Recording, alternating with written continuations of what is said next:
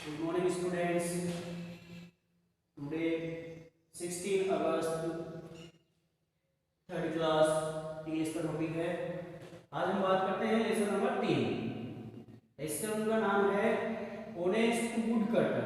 Honest का मतलब ईमानदार, वुड कटर यानी लकड़हारा, ईमानदार लकड़हारा। ये एक स्टोरी है, एक ईमानदार लकड़हारे की स्टोरी है।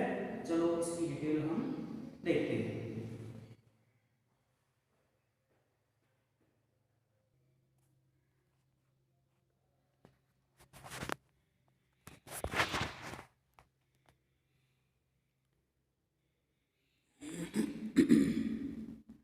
वंस यानी एक बार, there lived a poor wood cutter in a village. यानी एक बार, देयर यानी वहाँ पर, लिव्ड यानी रहता था, ए पुअर वुड कटर एक गरीब लकड़हारा, इन ए विलेज एक बार वहाँ पर एक गांव में एक गरीब लकड़हारा रहता था। लकड़हारा होता है लकड़ी काटने वाला। He was very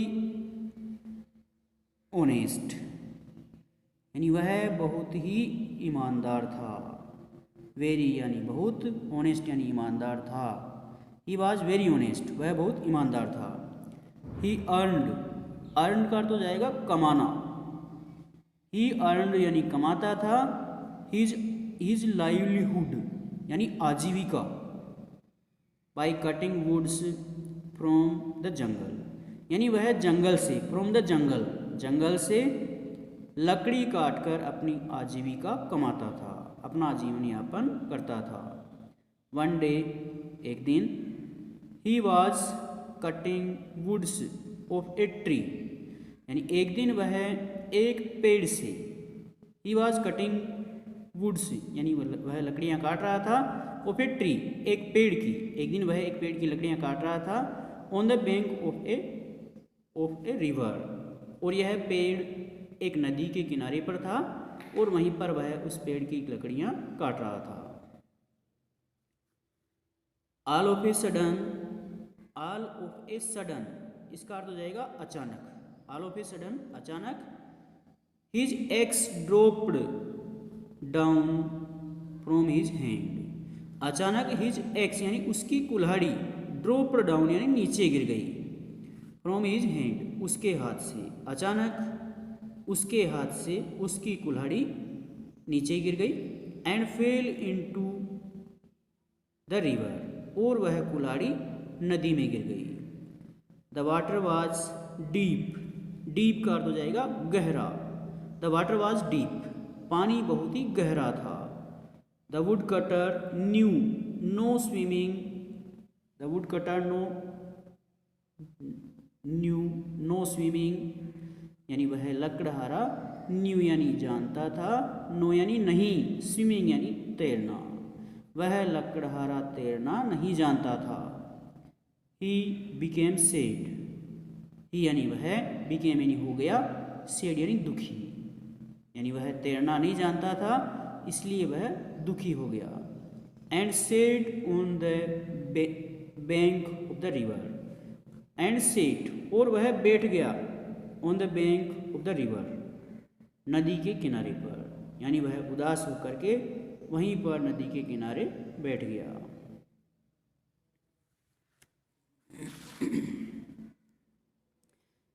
in the mean time, mean time का अर्थ हो जाएगा इसी बीच, उसी समय, यानी जब वह उदास होकर के बैठ गया तो उसी समय।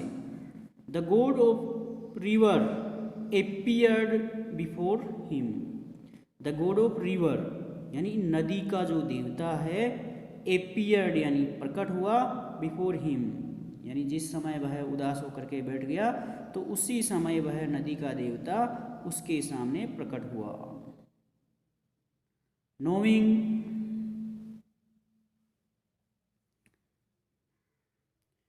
नोविंग the reason of his sadness, यानी उसकी उदासी का कारण जानते हुए, उसकी उदासी का कारण जानकर, ही जम्प्ड इनटू द रिवर, उस नदी के देवता ने पानी के अंदर, नदी के अंदर छलांग लगाई, जंप यानी कूद गया। And brought a golden axe, और एक सोने की कुल्हाड़ी लेकर बाहर आया।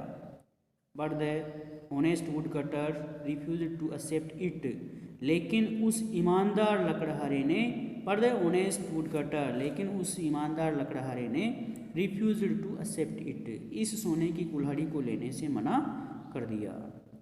ही again jumped into the river, वह जो नदी का देवता था उसने नदी के अंदर फिर से छलांग लगाई।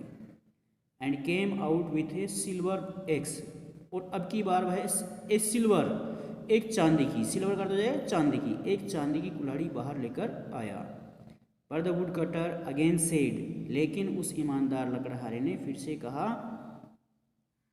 No it is not my axe. No, no यानी नहीं,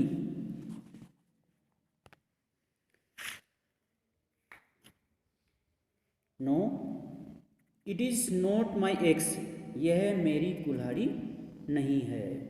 थर्ड टाइम यानी तीसरी बार,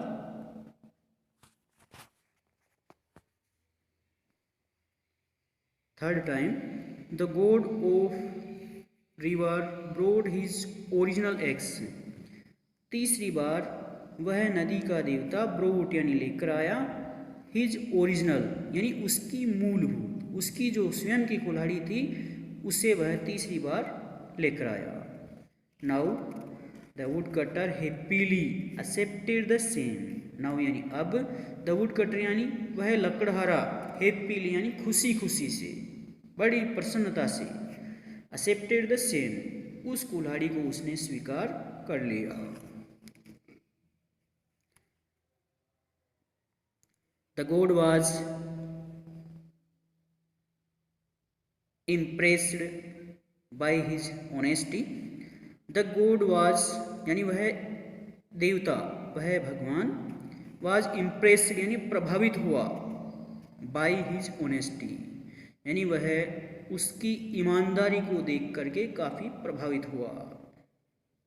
सो he gave him the golden and silver axe as a reward, इसलिए उस देवता ने, सो का मतलब इसलिए, ही गेव हिम इसलिए उस देवता ने उस लकड़हारे को the golden and silver axes as a reward, इस रिवार्ड का मतलब ईमानदारी के तौर पर, पुरस्कार के रूप में, इसलिए उस देवता ने उस लकड़हारे को सोने की कुल्हाड़ी और वह चांदी की कुल्हाड़ी उसे एक इनाम के तौर पर, इनाम के रूप में पुरस्कृत कर दी, भेंट दे दी।